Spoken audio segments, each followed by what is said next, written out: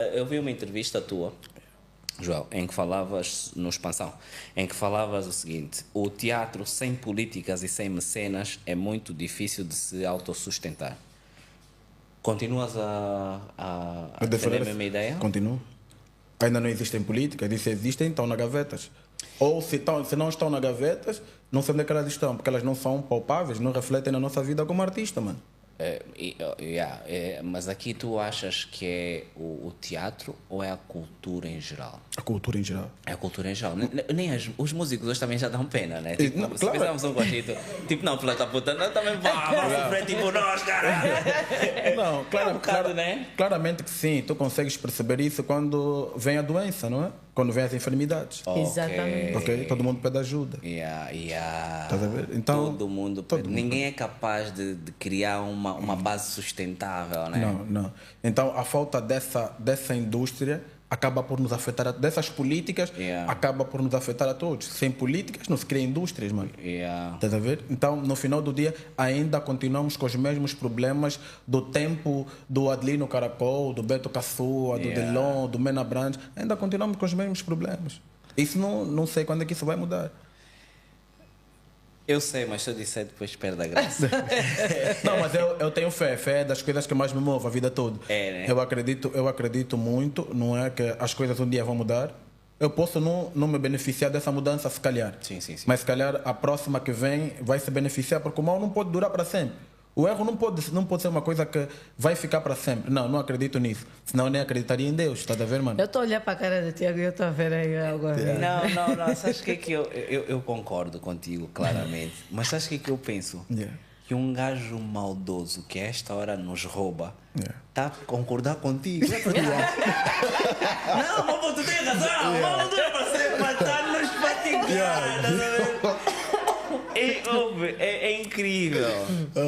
É incrível. Não, ele está sendo tipo. Ele está a falar a verdade. Não, é verdade. E agora como mudar isso?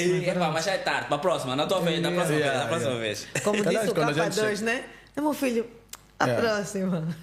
Mas está tudo bem, o país está bom. Quem está a falar o teatro, eu estou a dizer que eu tenho fé. Está tudo a fluir. Não, está tudo a fluir, estamos a fazer espetáculo. Dia 17 de maio. 10 dias antes do 27 de maio, mas não tem nada a ver. Loucas e prudentes. Portanto, como eu disse, não vi a primeira edição, quero ver a segunda. Já tem, só para ficar claro que tu já tens Já tenho os bilhetes, estão aqui. Tá. E o que eu vi, e era sobre isso que eu queria falar a seguir, portanto, é seguro dizer que é um teatro gospel? É seguro dizer? Eu, particularmente, quando ouço gospel, penso em músicas, oração. Sempre. Exatamente. Maria José, Adão e Eva.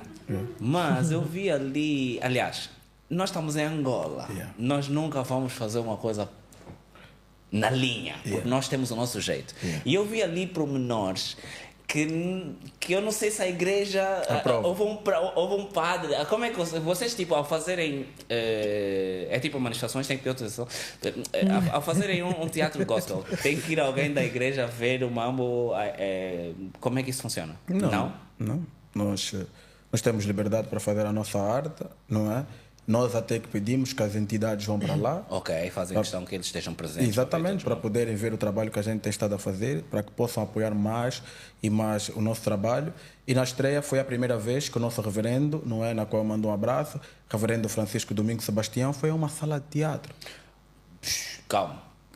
Foi a primeira vez que o reverendo foi a uma sala de teatro? Assistir teatro, primeira. Que não é teatro, mas foi assistido. Não é teatro? Percebeste? Que não é uma sala de teatro, mas foi assistido. Pois. Então foi a primeira vez, foi um feito inédito, não é? Dele ter que fazer até um vídeo a confirmar a presença. Para muitos foi tipo, o pai está a fazer um vídeo.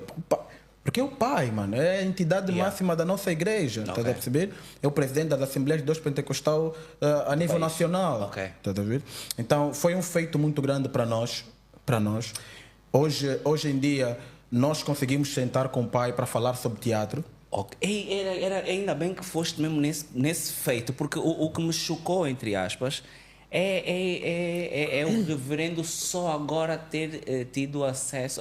O acesso mas a motivação para ir ao teatro. Exato. É um bocado. É mesmo inédito, né? Isto o que é que nos diz? Nós estamos a cagar assim tanto para a cultura que não conseguimos estimulá-la o suficiente para todas as pessoas poderem ter acesso. Estou um bocado confuso, confesso. Olha, às vezes também as pessoas que estão ao nosso redor e de redor definem muito. Ok? E ele, por ser o nosso líder, nosso representante legal, acaba por ter muitas atividades e muitas responsabilidades. Primeiro, o impacto que o próprio espetáculo teve na mídia, na internet, na televisão, também chama atenção. Também chama atenção. Os trabalhos que nós começamos a apresentar na sede, Templo Sede aqui no Talatone, acabou por dar maior credibilidade naquilo que nós temos feito. Fizemos uma peça de Natal que foi um musical, que foi algo inédito na igreja, não é? Montou-se luz, som, lapelas, tudo uma coisa bonita. Então foi uma coisa que já deixamos ali uma semente exatamente, do trabalho que a gente tem estado a fazer, e claramente que esse processo todo de trás, Tiago, de estás a trabalhar lá fora no teatro secular, tens esse respeito, esse nível de visibilidade, acabas por ter também, não, deixa ver o que o Tiago está a fazer. A curiosidade também crias aí o bichinho. Exatamente. Então acabou por ser útil, agradável, e claramente com a nossa nova líder, que é a diaconisa Elizabeth de Souza, acabou por representar muito mais ainda, não é, o respeito que nós não tínhamos, né? Nós não tínhamos, agora temos, que nós não tínhamos dentro da igreja, porque foi ela que impulsionou, pai, vamos assistir, e é daquelas coisas que eu diz ao pai que nós fechamos mesmo a porta, que tem que chegar cedo, tá bem, o pai esteve lá, no princípio eu estava com receio, será que o pai não vai? Mas o pai esteve lá, depois de um dia de ceia pesado, e aquilo foi uma atividade brutal, mano. Foi única. Né? Foi uma cena assim extraordinária mesmo. E hoje é o que eu disse, sentamos com o pai, e o pai permitiu-nos que pudéssemos pegar no livro dele e fazer uma obra de teatro. Trabalhar. Uau. Nós estamos com esse nível todo. Não, eu quero perceber o nível do pai da Cláudia. O Cota, como é que ele foi ver a peça? Foi ver a peça. Agora me explica, sim, deserdeira. Não, só sim, ele gostou, ficou muito orgulhoso. Porque, pronto, o meu pai é aquela pessoa que, eu vou utilizar o termo que há diferença entre orar e rezar. E o meu pai rezava. E eu, quando saio da católica para pentecostal, eu comecei a descobrir muita coisa no espiritual, e em termos mesmo da Bíblia, que eu desconhecia na católica, sem desmerecer, claro. Sim. Eu tenho todos os meus sacramentos na católica e pronto, a base foi ali também para crescer numa educação religiosa diferente. Entretanto, o meu pai é aquela pessoa, né? Vamos rezar, não sei o quê, vamos à missa, toda hora, a mesma coisa, vou ficar em casa, eu vou sair, olha, tem motocross, meu pai ama motas, vou motocross, eu vou fazer isso, não sei o quê. Pronto, ele só ia à igreja quando fosse óbitos, missas de sétimo dia, essas coisas todas e tal. E quando eu começo a perceber um pouco mais da palavra, eu vou dando já um estudo em casa. E ele vai se interessando.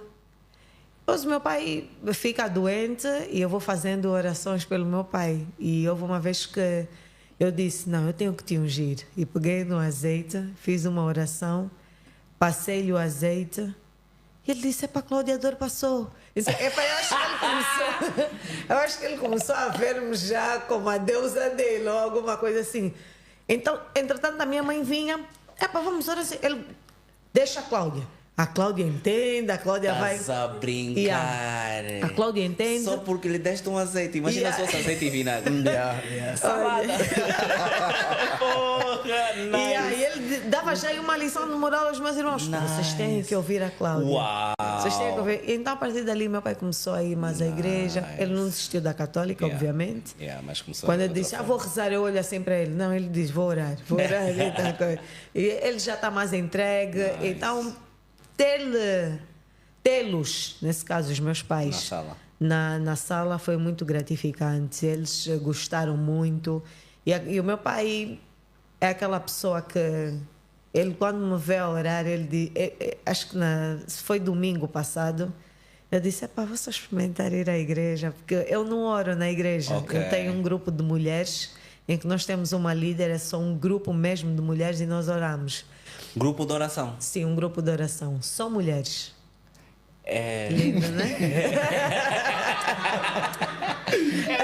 Estamos aqui todos porque... É que nós estamos aqui porque... Ok, o grupo de oração. Então eu disse, vou lá, acordei o esposo, disse, olha, vamos. E o meu pai quando me viu, epá, é tão gostoso te ver aqui na igreja e saber que vieste orar. Epá, minha filha, estás mesmo a crescer. Eu já estou. E aí ele fica bem feliz. Ele gostou, ele disse, eu não conhecia essa história das 10 virgens. Ele ficou entusiasmado, a maneira como tu te entregaste em palco, porque eles nunca tinham visto em palco, a não ser ligar a TV. Epá, está começando o programa. Na altura... O meu pai não gostava, mas ele via camufladamente. Claro. A Cláudia não está em casa porque os programas estavam a passar, mas eu estava na rua a gravar. Exato. E a minha mãe filmava e mandava-me. E ele, Elisa, está a começar. Olha a Cláudia. Ninguém fala nada. Mas quando eu chegasse a casa, eu não vi, eu não sei de nada. Eu continuas a insistir nessa brincadeira. Eu já te disse, o teu foco é direito. E tem aí uma colega minha. Então, ele... Eu hoje sinto-me bem por saber que o que realmente eu escolhi, o meu pai me está a apoiar. Eu nem vou falar da minha mãe, porque a minha mãe é aquela pessoa de... As mães sempre apoiam.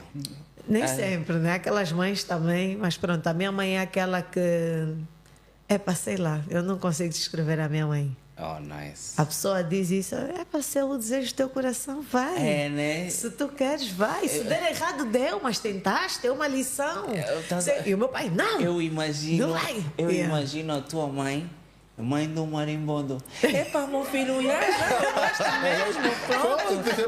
É do Estado, mas pronto, é nosso.